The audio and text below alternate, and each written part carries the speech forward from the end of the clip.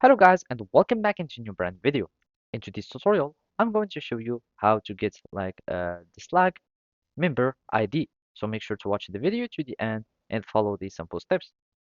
So basically all you will be needing to do is to simply go to any member that you want and from there you will get its own ID.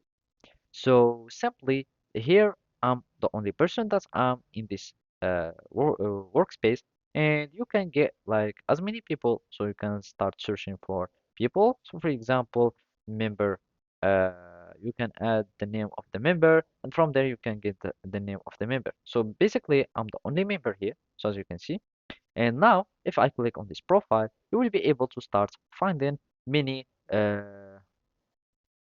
Action or many informations about specific profile. So basically here you would have like the display name, and if I go to edit, since this is my profile, I can like edit the full name, and also you can add display name, a I or whatever. So I'm just going to click on save, and basically this is the display name, and from here you can like get the full name.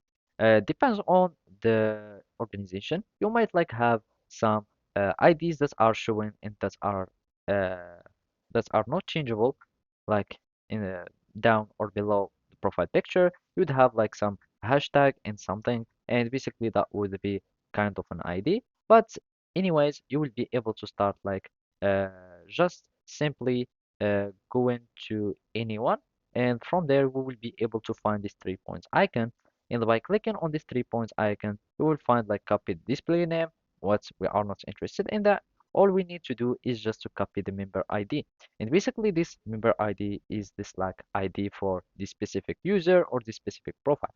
So basically that's it. Thank you for watching and see you next time.